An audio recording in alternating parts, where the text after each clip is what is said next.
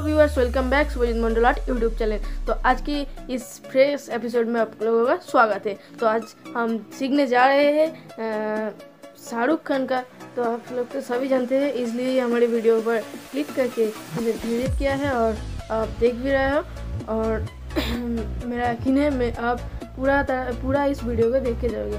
तो आज हम सीखेंगे शाहरुख खान का स्केच ड्राइंग कैसे करते हैं, ये पूरा मैं स्टेप बाय स्टेप करके दिखाऊंगा। और तो प्लीज़ मेरे साथ पूरा बने रहिए। और कोई मेरे व्हाट्सएप ग्रुप में ज्वाइन होना चाहते हैं तो मेरे डिस्क्रिप्शन में, इस वीडियो के डिस्क्रिप्शन में चेक कीजिए।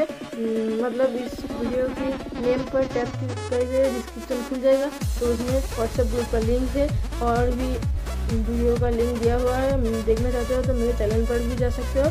तो चलते आज कुछ नया सीख लेते हैं।